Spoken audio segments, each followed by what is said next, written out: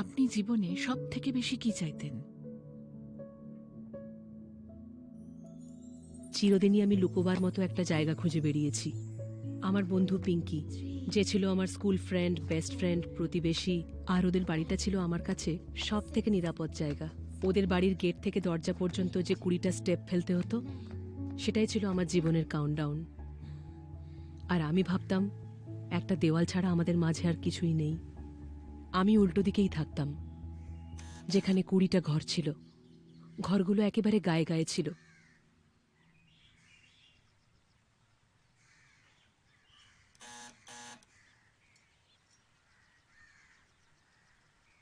Pinki,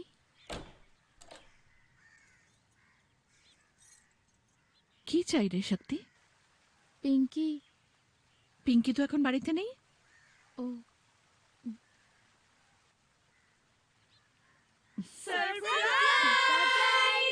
happy birthday শক্তি।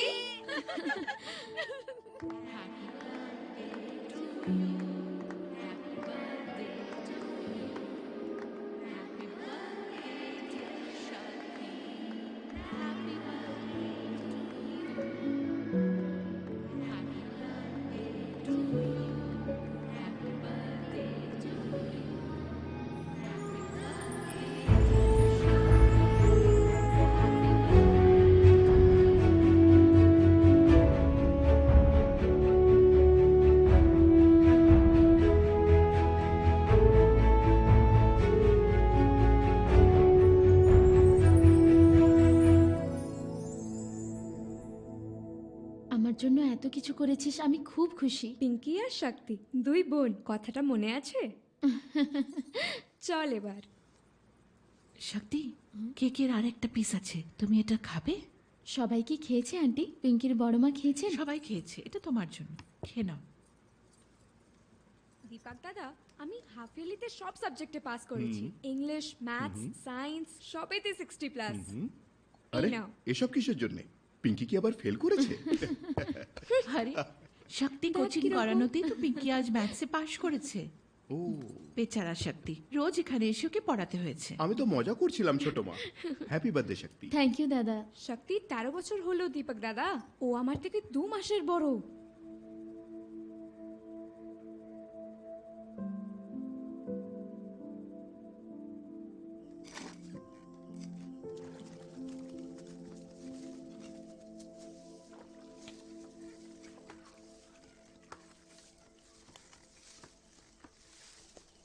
একটা দেওয়াল ছিল, সেই দেওয়ালের দুদিকের দুনিয়া একেবারে দুরকম ছিল। আমার ছোটবেলা থেকেই স্বপ্ন ছিল যে আমি যে দুনিয়ায় জন্মেছি সেখান থেকে আমি বড় কিছু করব, কারণ আমি ওখান থেকে বেরোতে চাইতাম।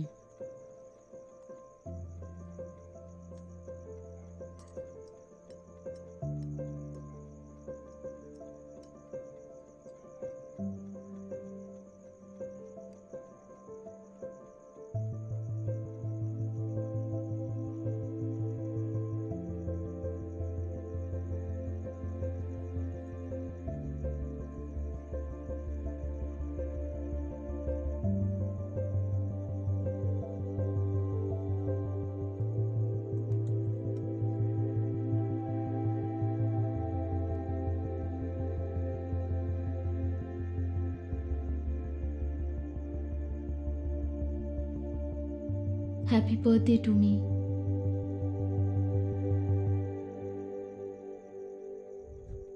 উনি অপরিবর্তনীয় থেকে গেছেন। বড় মা, হ্যাঁ দাও মা, ঠিক আছে। দারুণ গেয়েছো। তোর ভালো লেগেছে? থ্যাঙ্কস। থ্যাংক ইউ সোনা। তুই যে কি ভালো গাইলি। বৌদি, এই মেয়েটা কে? কি মিষ্টি গানের গলা। এই হলো শক্তি, আমার ছোট মেয়েও বলতে পারো। সব কিছুতে 1 নম্বর, পড়াশুনো বলো, সেলাই বলো, গানের গলা বলো, এত ভালো মেয়েও ঈশ্বর যেন সবার ঘরে ঠিক এমন মেয়ে দেয়।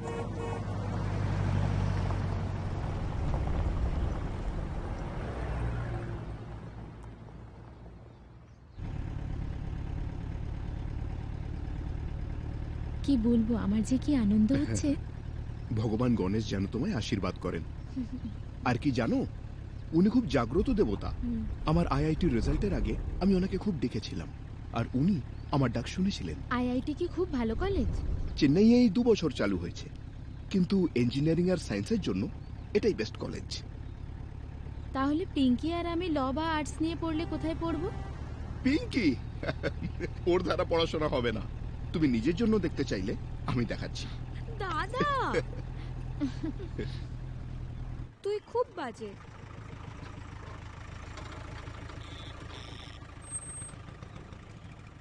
শক্তি দেখ। এই গাড়িটা হ্যাঁ হ্যাঁ সরাও। ঠিক আছে, সরাচ্ছি সরাচ্ছি। আমরা কি করে এই কলেজে ভর্তি হব? খুব মন দিয়ে পড়াশোনা করতে হবে, কারণ সাউথ ইন্ডিয়ার সমস্ত মেয়ে এই কলেজে ভর্তি হওয়ার স্বপ্ন দেখে। আমি জানি তুমি পারবে শক্তি। পিঙ্কিও ভর্তি হবে, আমরা একসাথে কলেজে আসবো। আমি কলেজে ভর্তি হতে চাই না।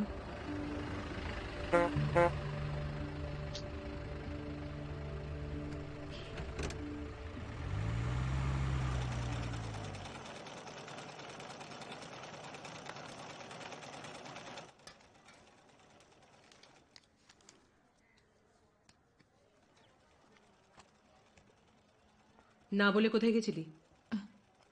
পিঙ্কিদের বাড়ি, ওদের বাড়িতে পুজো ছিল। কার শ্রাদ্ধে গেছিলি আমি জানতে চাইছি না। ওদের সাথে এত কিসের পিরিত তোর? তোকে বলেছি না যে যেখানেই যাস না কেন আমাকে না বলে যাবি না? তুমি বাড়িতে ছিলে না, তাই। তাহলে কোথাও যাবি না, বাড়িতেই থাকবি। জগৎ সম্বন্ধে কিছু জানিস না, মাত্র 14 বছর বয়স তোর, আর এখন থেকেই নিজের সিদ্ধান্ত নিজে নিচ্ছিস। হুম হুম কার জামা পড়েছিস তুই? এই জামাটা কার? পিঙ্কির এক কাজিনের ড্রেস। আমাদের মহারানী লোকের কাছে হাত পাততেও শিখে গেছে দেখছি। রাঙ্গা, তুমি চুপ করো মা, একটাও কথা বলবে না। এটা আমার আর আমার মেয়ের ব্যাপার। আমি বাড়ি থাকি না বলে তোমায় বলেছিলাম ওর দেখাশোনা করতে, কিন্তু তুমি চুপচাপ বসে থাকো, ওর ব্যাপারে কোনো খোঁজ খবর রাখো না, আর সেই সুযোগটাই ও নিচ্ছে। দিদার উপর রাগ দেখিও না মা, দিদার কোনো দোষ নেই।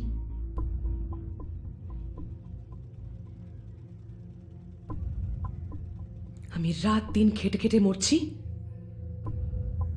যাতে সংসারে খরচ জোগাড় করতে পারি, আর তুই এইভাবে মাথা হেট করে দিচ্ছিস। লোকেদের কাছে এভাবে হাত পাততে লজ্জা করে না? নাকি এটা অভ্যেস হয়ে গেছে? লোকেদের দয়া নেওয়া বন্ধ কর। নাকি তুই তলে তলে অন্য কিছু শুরু করেছিস? বল আমাকে। চুপ কর এবার। কি সব বলছিস? ছি, একটা বাচ্চা মেয়ের সাথে এভাবে কেউ কথা বলে? আমি যা শিখেছি তোমার থেকেই শিখেছি মা, তবে আমি চেষ্টা করছি যাতে একটু ভালো হতে পারি, কারণ আমি তোমার মতো হতে চাই না। চুপ কর, বেশি মুখ নাড়িস না। মনে রাখবি সংসারটা আমার টাকাতেই চলে। তোমার টাকা নয়, এটা আমার বাবার রিটায়ারমেন্টের টাকা, বুঝলে? আচ্ছা, তোরা কি শুরু করেছিস? যতদিন আমি বেঁচে আছি ওই টাকা আমারই। দিব্যি কেটে বলছি, ওই টাকায় আমি হাতও দেব না। আর কতদিন আমাকে এসব অনাসৃষ্টি দেখতে হবে বলো? যেমন দিদা তার তেমন নাতনি, দুজনেই ইচ্ছে মতন চলছে। বাড়ি থেকে বেরিয়ে গিয়ে এসব করো। তুই শুধু গলাবাজি করে ঝগড়া করতেই পারিস। কতদিন এই দেমাগ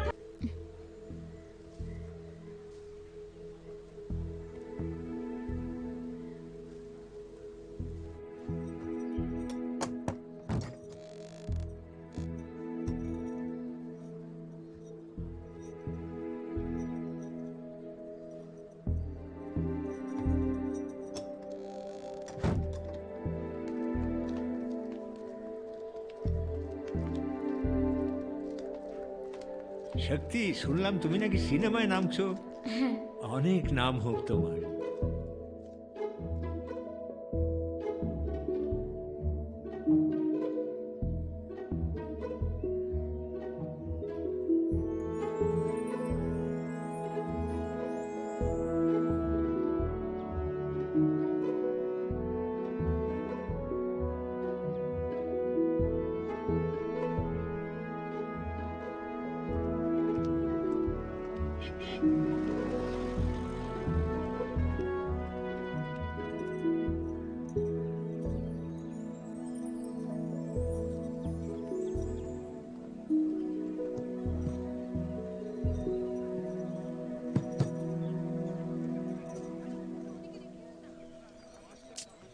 তোমাদের কাজ কখন শেষ হবে? এত টাইম লাগছে কেন? গেস্টরা চলে আসবে যে।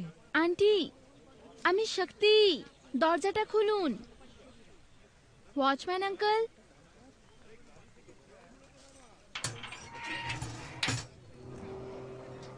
হাই আন্টি, পিঙ্কি কোথায়?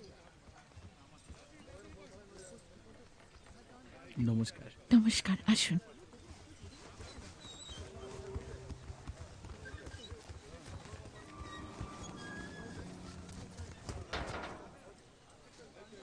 আন্টি, পিঙ্কি কি রেডি হয়ে গেছে? তাহলে আমিও রেডি হয়ে নি। আমি ড্রেস নিয়ে এসেছি, ভেবেছিলাম ওর সাথে রেডি হব। পিঙ্কি বলছিল তুই নাকি আজকে আসতে পারবি না। বলেছিলাম। তোর নাকি আজকে ফিল্মে শুটিং আছে। শুটিং থাকলেও আজকে আমি আসতাম। দীপক দাদা, হাই। ওকে, আজ আমি আসবো, দীপক দাদাকে কথা দিয়েছিলাম। কিন্তু তোর আসার দরকার ছিল না। এটা শুধু পরিবারের লোকেদের একটা ছোট অনুষ্ঠান।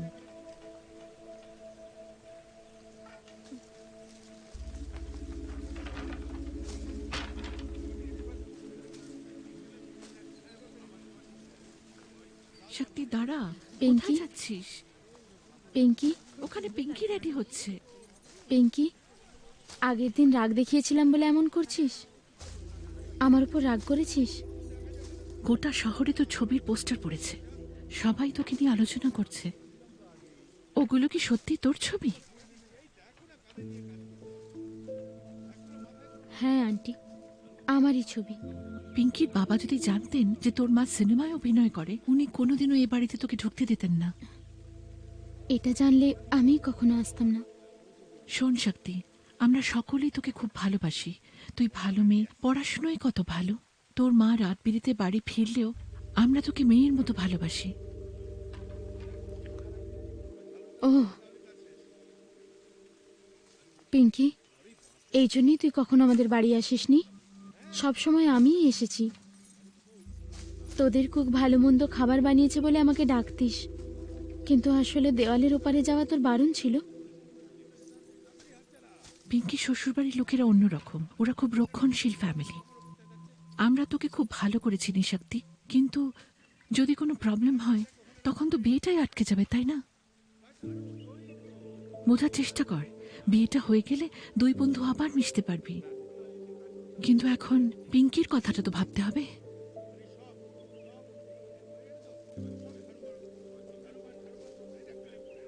পিঙ্কি, তুইও কি চাস যে আমি চলে যাই? পিঙ্কি আর শক্তি, আমরা দুই বোন, তাই না?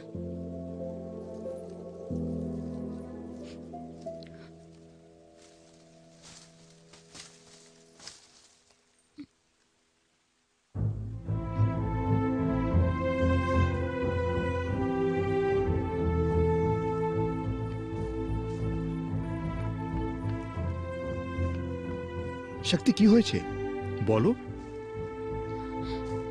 কি হয়েছেটা কি? আমি কি করব? ওকে যেতে দে দীপা। কি হলো বলবে? ওইভাবে কাঁদতে কাঁদতে চলে গেল কেন? ওকে যে গিফটটা দিয়েছিলাম।